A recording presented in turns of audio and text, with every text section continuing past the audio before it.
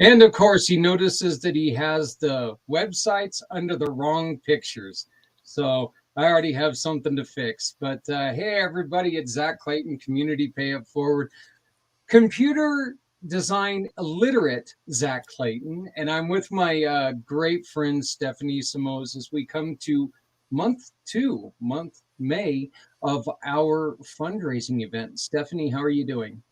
I'm doing great. I'm really excited to be here, and I'm really excited to raise money this month for these awesome organizations.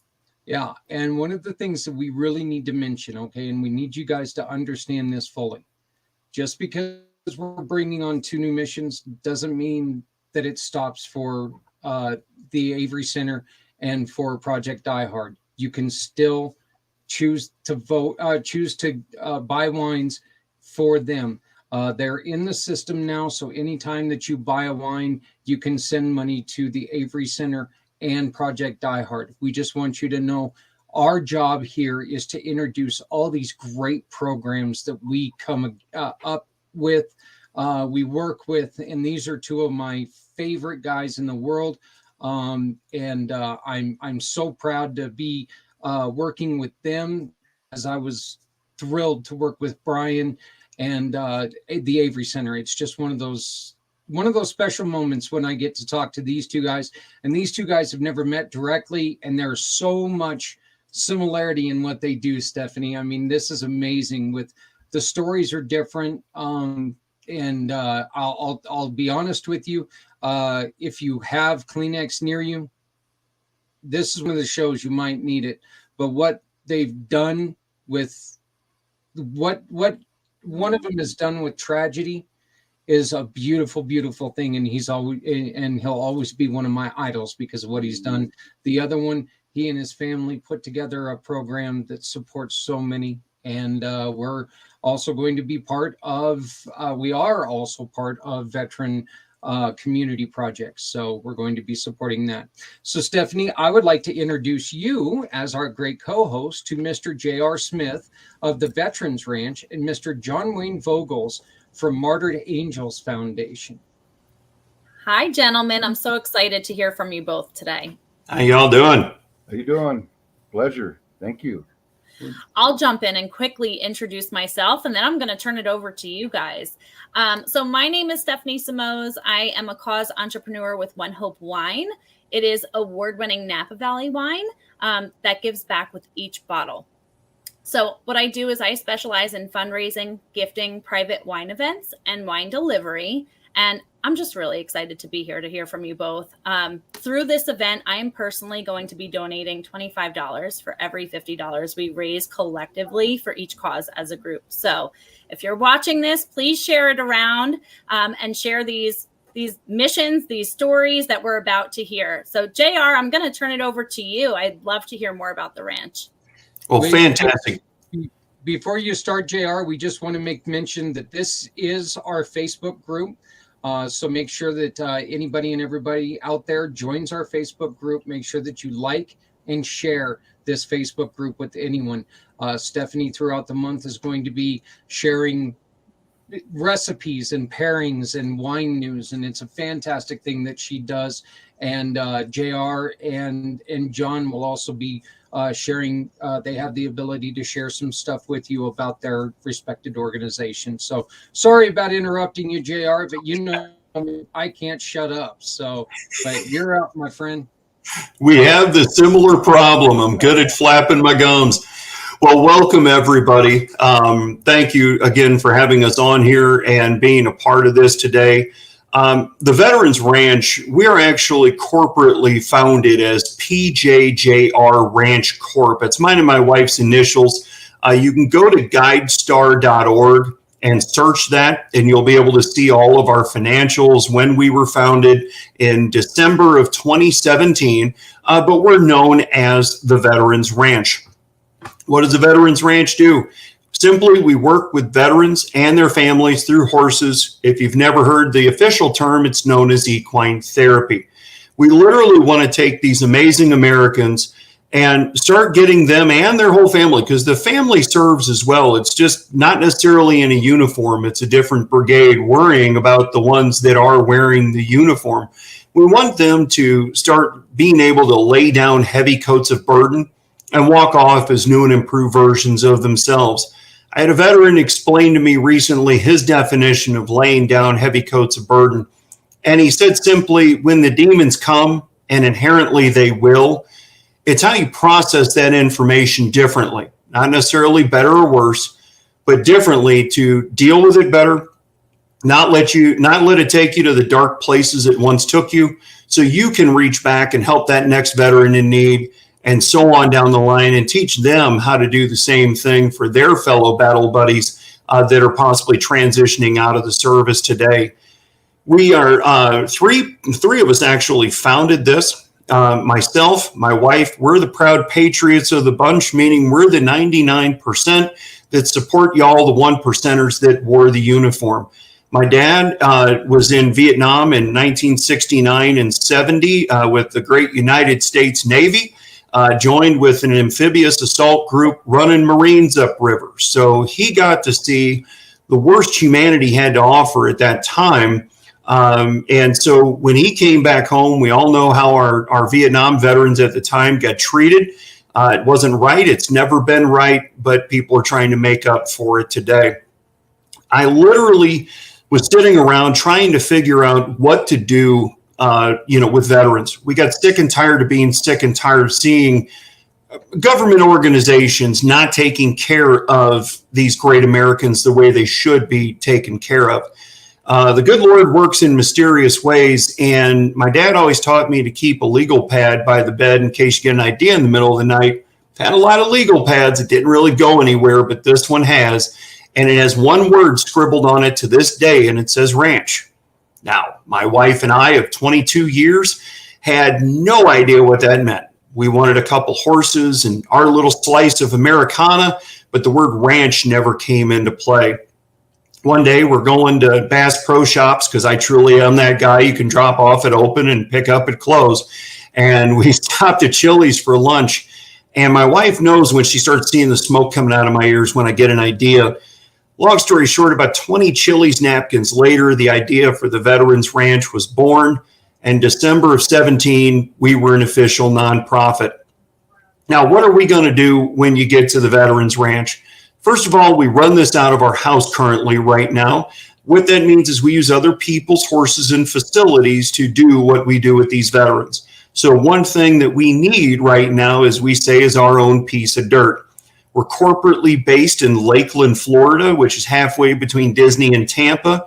We are also registered in Texas and soon to be my home state of Missouri. So the long-term goal is to have a veterans ranch in every state in the union. So when you come out, whether it's a trail ride, a weekend-long therapy session like we did back in January, where we took about 20 vets and some plus ones camping, fishing, and we did liberty training. Okay, if anybody out there watching this has seen the show Heartland, you might have an idea of what liberty training is. But we're going to start by putting a grooming brush in your hand after we introduce you to some horses. Because as a lot of people on this call already know, horses are prey animals. If they don't know you, they're inherently born not to trust you or anything for that matter. Because all they can do as a defense mechanism is bite you or kick you. If you've ever had that happen to you, you know that hurts like hell. But if you're out in the wild, that's not much of a defense mechanism if somebody's trying to hurt you. So you need to build a bond of trust with a horse that once built will last a lifetime. Horses are so loyal that they will literally run for you at top speed until their heart explodes like jelly. That's a loyalty a lot of veterans do not see when they leave the unit and hang up the uniform. People will let you down. Your job will let you down. Dog-eat-dog world for promotions with no real chain of command. So again, when we put this grooming brush in your hand, you're going to start working that rhythmic motion and grooming that horse. And what's happening at that point? You're learning about your horse, and your horse is learning about you. Horses are so intuitive, they can feel a gnat land on their back. So they know everything about you feet away. And no, Yellowstone did not come up with that first. That's been a known thing for a long time. People say, yeah, I saw that on Yellowstone. No, that's not where we got it from.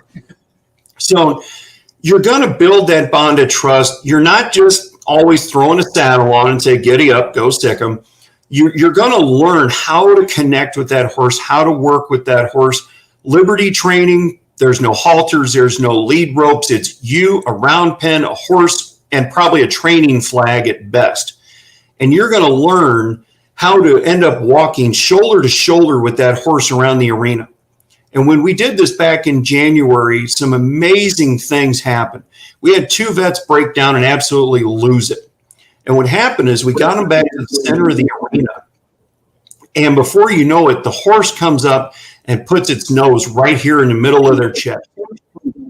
And what ended up happening is it wasn't that thing, but it was that event that got these folks, these great Americans, as we call them, to start melting off those heavy coats of burden they were hanging on to. And they were in tears.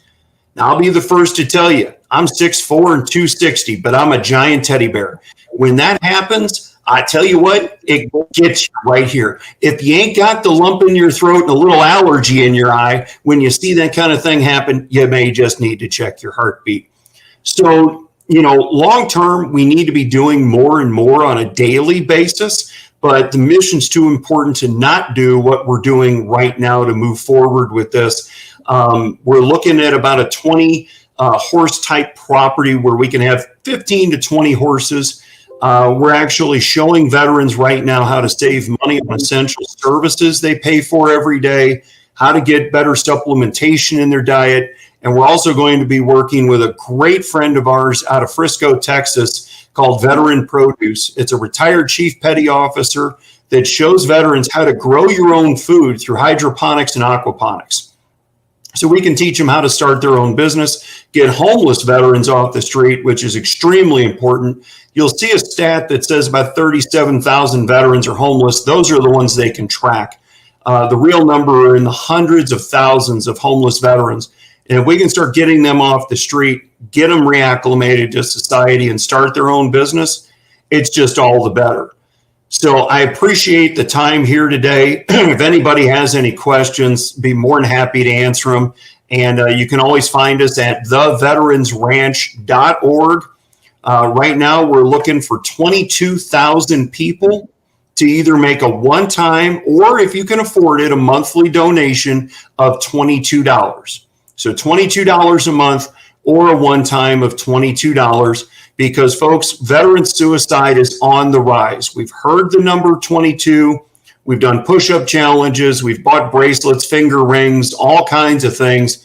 But unfortunately, the number is now an average of 35 veterans a day committing suicide. It shouldn't be 1. So if we can get these great Americans to the Veterans Ranch and get them to start laying down those heavy coats of burden, we're going to do our part to get that number down to 0. So go to theveteransranch.org, click that donate button. $22 once. It's one less fast food visit, one less trip to the coffee shop. And if you can afford it, $22 a month. And we'll send you, if you do the monthly donation, we'll send you a pint glass for your favorite beverage, maybe a glass of wine, and we'll send you a ranch t-shirt. So again, thank you all from the Veterans Ranch. We say, we love you all. Take care. Giddy up. JR, you and I have worked together now for, better part of half a year. We really worked towards February 22nd, where we did some, you were with me the entire 22 hours of my 22-hour podcast, which was amazing. And you and I also are co-founders of a program called Veterans Community Project. Can you go on ahead and explain to people exactly what we are doing with Veterans Community Project? Absolutely. Veterans Community Projects is exactly what it sounds. It's plural. Okay, so it's myself, it's Brian Gibson, who y'all have had a chance to meet here numerous times with Project Die Hard and with Zach with Community Pay It Forward. Our mission is to get veterans from, we're going to grow this to get them from, if they have addictions and they need help there kicking the addictions, all the way through long-term housing, if that's what they need. And not just, hey, here's a phone number and an email, go ahead and reach out to somebody. Real warm handoffs, real connections, and staying with those veterans even after they're out of our projects that we have going on together. This is a nationwide organization. We are looking to fill some slots. It is a very selective process. Not just everybody can join because you have a nonprofit. You have to fill a slot we're looking for. So you can reach out to myself, Zach, or Brian individually with your organization, and we can set up some private Zoom calls and talk with you about your organization and see if you'd be a good fit. You know, and we do that really quite honestly because we've worked with some people who just don't you know, let's be honest. We're really dedicated at doing this. I mean, this is what we want to do. We are dedicated. You and I are both patriots. We are not veterans, but you and I are both dedicated, and we've dedicated a good majority of our life supporting our veterans, the ones who have went out and raised their right hand. As you mentioned, it's under 5% of the people who go out there and commit to our country. Yet we're losing 35 a day, you know, and that to me is insane because those numbers are over 15,000 a year. And that's just, it's a scary, scary fact. So we want to make sure that with the Veterans Community Project, our main mission is our veterans. That's it. It's our veterans. We don't, you know, look, God love whatever you do. Okay. But our thing is that we're not there to put money in a foundation's pocket for the foundation or for the CEO. We're there to put it in the pockets of the foundation to expand and grow and give, you know. So it's a very selective thing. We've worked on it quite hard, and we're going to keep going because that's what we want to do. You guys did hear from Brian Gibson last month. He was one of our benefactors last month. And again, please remember, just because Brian's not on this telecast this month does not mean you can stop, you know, forget about him. Please make sure that you care about everybody that we bring on this show.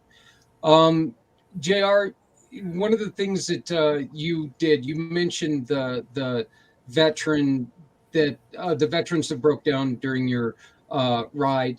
And I know that was something that touched you considerably because it was one of those things that, you know, they're told that they're unstoppable. They're told that they're unflappable. They're told all these things. And when they get out, they don't get told how to go back to living a life. They're told, here's your paycheck. God bless you. Have fun. And that's it. They're left out there on their own. Yeah, the transition process, they're trying to make it better, but let's face it, the military's not there to teach you how to be your financial counselor. They're not there to teach you how to transition out, how to not, you know, marry the first wrong girl or guy you shouldn't do. They're there to teach you how to go kill the bad guy. Yeah. And, you know, let's face it, I talked to the guy that owns Veteran Produce. He said it best. He's a retired chief petty officer. He said it's indoctrination. You're taking skulls full of mush at 17, 18 years old, and you're teaching them how to go kill. I don't care if you're a paper pusher for 30 years and name the branch, you're always a rifleman. You know, that's what they say in the Marine Corps. You may have to grab your rifle and potentially give your last full measure of devotion for your country. We don't talk that way anymore, but we still should. And, you know, it is an amazing thing to see, you know, because we tell people when you're working with horses, and again, people that know, you have to relax. You have to shut down. You have to not even think about thinking. And when you tell them you got to relax, what happens if somebody tells you you got to relax about 6 times? Your jaw gets a little tighter every time and you go, I am trying to relax. Well, that horse feels everything that you just projected right there. And so when those people finally just shut down, realized they had to relax, and that horse came up and had enough trust from across the arena, by the way. Okay, it wasn't like the horse was 2 feet away. Horse was like 20 feet away, walked over and put its nose right here. That's a connection that most people will never feel. I don't care if you're even in the service or not. Most people will never feel that kind of connection that God's majestic animal can give you. That's so very true. Do you have anything to ask, Stephanie? I was just going to say that I love everything about everything that you do, and I'll quickly, because I don't want to change the topic at all, but I've had a personal experience with horses. My kids have a rarely diagnosed medical condition, and the best thing my husband ever did for me was get me a rescue horse, because I'm not sure who saved who, but it's truly an incredible experience. And the fact that you're bringing that to our veterans, amazing. That's all I have to say about that. It's incredible what you guys are doing. Well, you understand that, and it's a very valid point of who rescued who, right? When we did our event back in January, I got to work with a rescued Mustang. It was on its third rescue, and it was in its forever home now. But this horse had been boarded up out in a pasture and only been able to be fed and watered, and because they didn't have the patience. One of my favorite horse trainers says we need to put more horse in the man, not more man in the horse. And so when you're working with a wild Mustang, that's even more challenging because it's a wild horse. It hasn't been tamed or broken. And so this horse was 15 hands. Everybody that's horse people knows how to measure that. And about 1,200 pounds, and I'm 6'4" and 260. So everybody was laughing, going, okay, which alpha male is going to give up first? And I'm working with this horse, and I went to turn and go around the other way in the arena to see if he'd follow me. And you always want to keep the horse out on the outside of the rail and you in the middle. And he snuck behind me to where all of a sudden he's in the middle and I'm on the outside of the rail.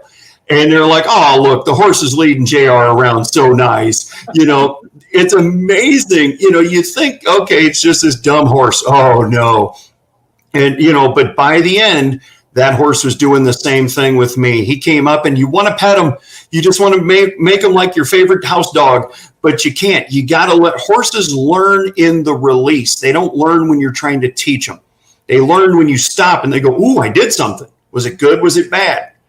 Right. And so he comes up and he's sniffing me and he put his head over my shoulder. Again, just the most, I had it's the good Lord and the horse. Let's just call it what it is.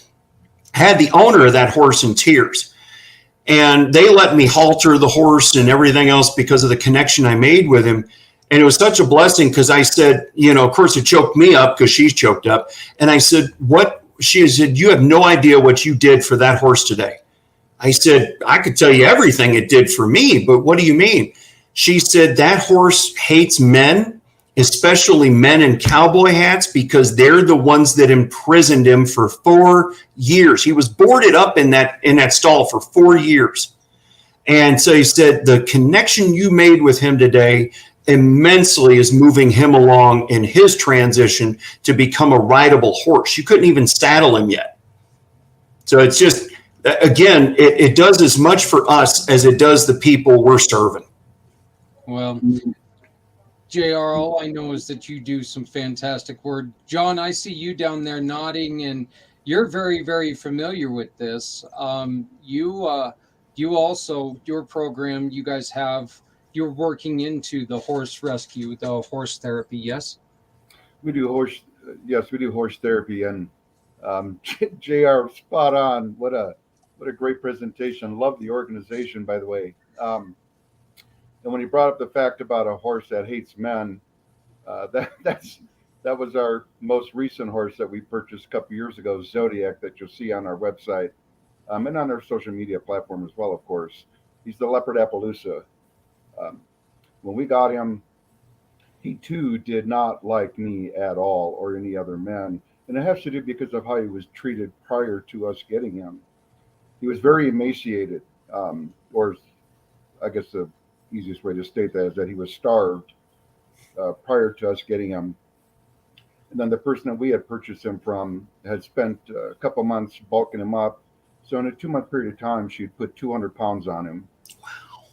Wow. But with that being said, she brought him up to really nice shape, but he didn't have any muscle tone.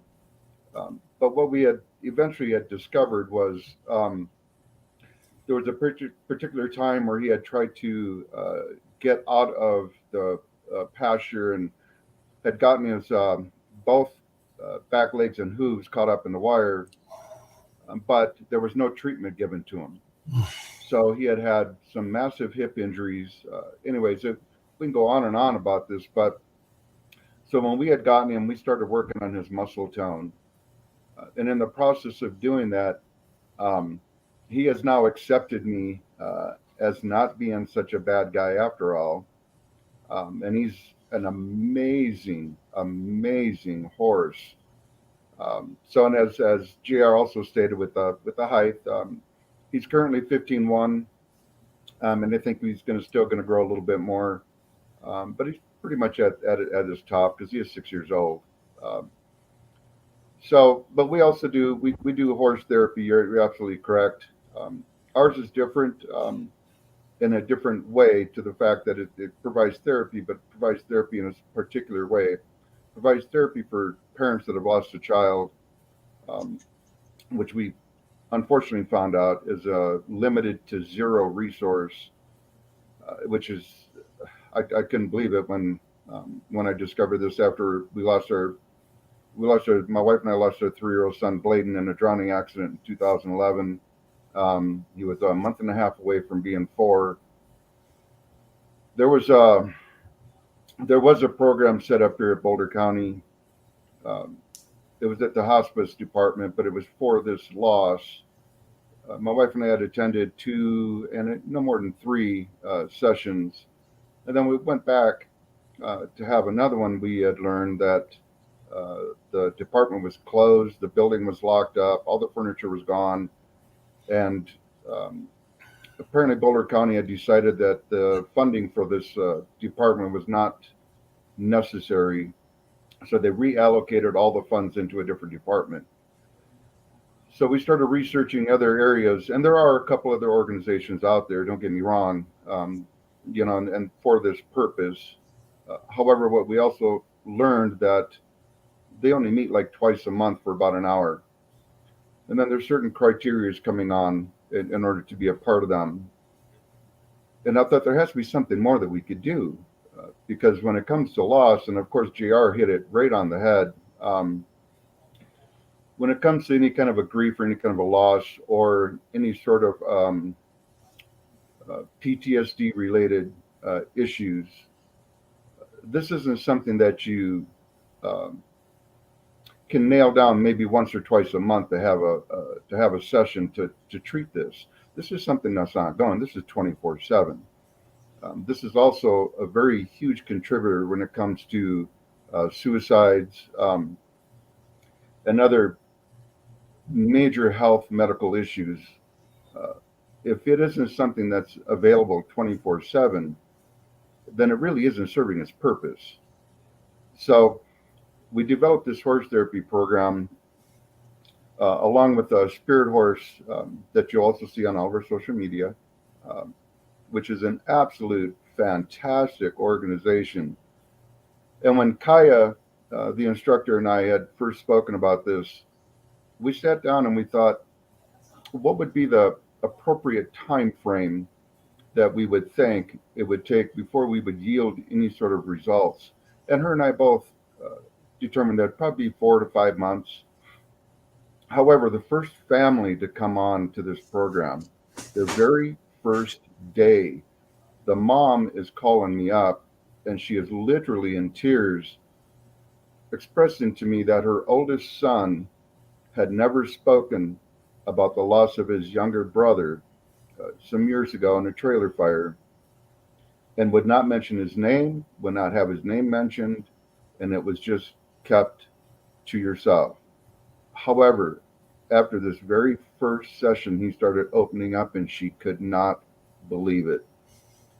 Kai and I could not believe it either. I mean, we never thought the first visit, you're out of your mind, but it was absolutely that effective that soon. So that's reaching out. It's very essential to have your own piece of property. in order to establish this sort of program to make it effective. And that's what we're currently doing as well. Yep. We have a few properties that we're looking at, a few properties that we're working with. We're doing a fundraiser. We have one coming up June 18th at the Boulder Elks Lodge, number 566 in Boulder. I'll have that information out as soon as possible as well to get it promoted. But that's what these fundraisers are for, that we're doing, is to continuously raise enough funds to acquire these properties. As everybody knows, expressing an interest in having property is one thing. However, being able to acquire them is another. So what we're trying to do is not only raise the earnest money that we would need to purchase them, but also raise the down payment that we would need prior to either taking out a loan or doing more campaign and fundraisers to pay the property off itself. So there's so many different levels involved, but we not only just do horse therapy, we also provide financial support, temporary financial support. We're also working on raising enough funds to start purchasing cemetery plots next to the child, or in some really unfortunate circumstances, children. And with that, of course, brings on the other reason why. When Bladen passed away, the cemetery that he's at, and I know this sounds a little strange, but the cemetery that he's at mentioned to us that all of the plots around him were for sale. And we never thought about this. This didn't even exist in our mind. But they were so unbelievably grateful and just so respectful to us in Bladen. They reserved all of the plots next to him, above him, and below him. And they gave us a few months to decide which ones that we would pick to be next to him, and then opened up the rest. But then we had to purchase those, and those are not cheap. We spent for the 4 extra plots. It took us 7 years to pay it off. It came to a little over $40,000. So, with this being said, what we would like to do is at least get to the point where we can purchase the plots, to have those available and reserved for the family members to be next to their child or children. In which we also found that in many cases, this doesn't happen. The children are buried by themselves, and then later on, the family, it dawns on them that this took place, and now these other plots are taken next to their child, and the child's going to be by themselves in the end. So that's what we're also trying to do, as well as group camps that we have established. Obviously, those have been kind of not existent for the past couple of years, but we do have some property up on top of Lee Hill that we have access to run these camps. But then again, if we're able to acquire our own property, we would be able to do that by ourselves. And as JR also knows, the essential crucialness of having your own piece of property makes it not only easier to run the programs, but easier to maintain and keep people energized and interested in continuously coming back to your program. So that's what we're also trying to provide for these families that have lost a child, and also children that have lost their parent. So we bring in civilians and military, Gold Star families. We bring everybody in, and the idea that we have is that, as you know, that we've been working on for quite some time, is the equestrian capable lodge, resort, campground. And this stems back to, I guess that kind of merged the two together during my time as a park ranger up at Rocky Mountain National Park. Working a lot of the campgrounds, it is one of the most therapeutic things that you can have. People come to relax and to kind of relieve themselves of stress. Now you throw in horses, and once again, JR, I'm totally on board with understanding having an ornery green horse and getting kicked and bitten. It is not, it is that isn't therapeutic, but it is an eye opener, right? Oh yeah. So, and it's a better understanding of horses and how they do react to you. And you're absolutely correct. Horses are so devoted and honorable. What an unbelievable animal. But it's also connecting with them, as you also stated, is just as important. So having a gentle hand approach to it versus a heavy hand approach yields a far better outcome. So bonding, and this is what we do with the program. We allow it up to the families that are coming in, the individuals that come into the program. We allow them to determine at what level they want to be at. So they can come in, and of course, at first you have to get to know the animal. And then you start connecting with them, but grooming, picking hooves, going out for walks. Then you start bonding that way. And if they want to continue more and go into a riding program, that's available to them. But it's completely up to them at to what level they want to be at. Now, I grew up Western. It was just workhorse, man. So there was I usually tell people there's nothing pleasurable about it, but I was so young, I used to call it bridled and unbridled aimless meandering, you know? So the older boys did cutters but anyways, that's what I grew up with. And then after meeting my wife, and knowing that her background was of the English background, she was the state hunter jumper champion here years ago. And this is what our daughter had picked up on, is the English discipline.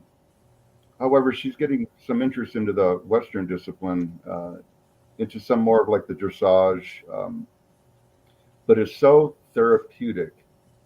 These animals are so amazing, and they let you know, though, what your emotions are.